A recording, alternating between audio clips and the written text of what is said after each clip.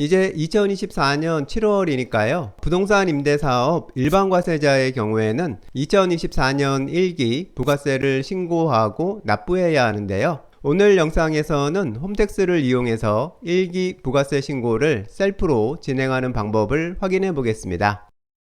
홈택스에 신고할 사업자 본인 명의로 로그인 하고요. 메인 화면에 있는 부가가치세 신고 납부 바로 가기 버튼을 클릭합니다. 이번 신고에 사용할 신고서를 선택하는 화면으로 이동하면서 세금비서라는 팝업창이 뜨는데요. 이 세금비서를 이용하면 신고서 작성 화면에 대해서 좀 더 자세한 설명들을 볼 수 있으니까요. 본인 상황에 맞으면 한 번쯤 사용해 보는 것도 좋을 것 같습니다. 이번 영상에서는 이 세금비서는 사용하지 않고요. 일반적인 방법으로 신고서를 작성해 보도록 하겠습니다. 팝업창을 닫으면 부가세 신고에서 사용할 수 있는 신고서들이 나오는데요. 여기에서 정기신고 신고서를 선택하고요. 그러면 신고서 작성 화면으로 이동하게 되고 이번에도 팝업창이 하나 먼저 뜨는데요. 여기서 보면 부가세 신고에 필요한 전자세금 계산서 관련 자료들하고 신용카드 매출 관련 자료들을 홈택스에서 조회할 수 있는 날짜들이 보여집니다. 부가세를 셀프로 정확하게 신고하는데 이런 자료들은 아주 중요하니까요. 필요한 자료 조회가 가능해진 이후에 부가세 신고를 하면 좀 더 간편하고 정확하게 신고를 끝낼 수 있습니다. 팝업창을 닫으면 신고서 작성 화면이 나오고요. 이제부터 신고서 작성을 시작하면 됩니다. 화면을 보면 이번에 신고할 부가세는 2024년 1월에서 6월까지의 내역을 신고하는 건데요. 4월에 예정신고 대상자가 아닌 분들이 상반기 내역을 한 번에 확정신고로 신고하는 상황이고요. 부동산 임대업 단일업종에 대해서 신고하는 상황이니까요. 해당되시는 분들은 영상 끝까지 참고하시면 도움이 되실 겁니다. 신고서 작성은 우선 신고서를 작성할 대상 사업장의 사업자 등록 번호를 선택해 주는 것으로 시작되는데요. 사업자 등록번호에 있는 직접 입력이라고 써있는 상자를 클릭하면 본인의 사업자 등록번호가 보여지니까요. 신고할 사업장의 등록번호를 선택해주면 됩니다. 그러면 선택한 사업장에 대한 정보가 모두 불려오게 되고요. 불려온 내용이 맞는지 확인해보고 바뀐 내용이 있으면 해당 항목은 직접 수정해주면 됩니다.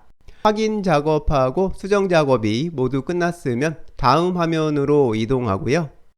이번 화면은 이번 신고서에서 작성해서 제출할 신고서식들을 선택하는 화면인데요. 부동산 임대업 단일 업종에 대해서 신고하는 경우에는 보통 화면에 이미 체크되어 있는 서식들만 작성해도 신고에 문제가 없으니까요. 보통 그대로 진행해도 문제는 없고요. 하지만 혹시라도 신용카드 매출이 있는 경우라면 해당되는 서식을 추가로 선택해 주면 됩니다.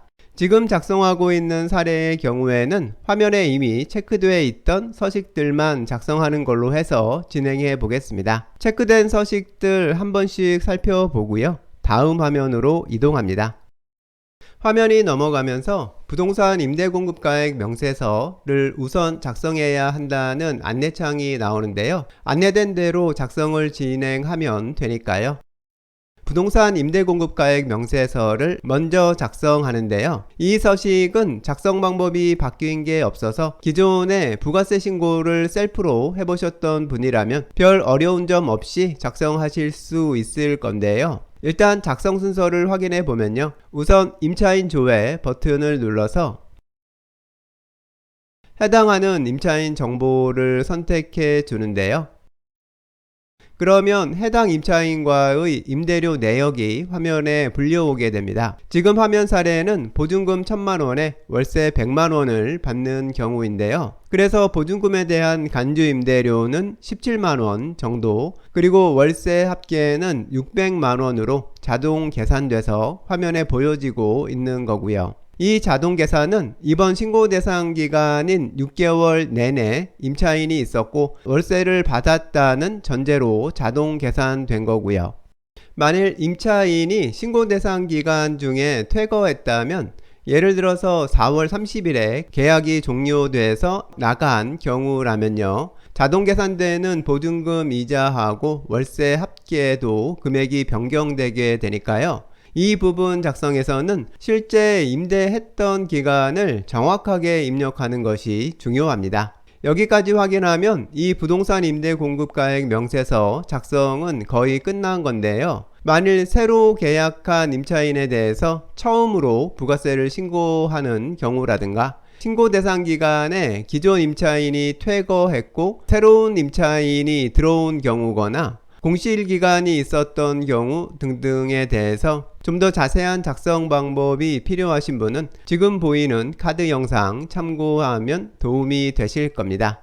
여기서 보증금 이자인 간주 임대료가 계산된 금액을 잠깐 보면요. 금년인 2024년은 윤년이라서 2월달이 28일이 아닌 29일이고요. 1년이 366일이 되기 때문에 여기서 계산되는 보증금 이자 금액이 1년이 365일인 일반적인 연도하고는 계산된 금액이 달라지게 되는데요. 금년의 경우 어떻게 계산된 건지 확인해 보면요. 보증금 이자 1,000만 원에 대해서 금년 정기예금 이자율인 3.5%를 곱해 주고요. 여기에다가 1월에서 6월까지의 날짜 수인 182일을 곱해주고 최종적으로 금년 1년의 날짜 수인 366일로 나누어주면 지금 화면에 자동 계산된 금액이 나오게 됩니다. 윤년인 경우에는 계산 과정이 평년하고 조금 달라지는 겁니다.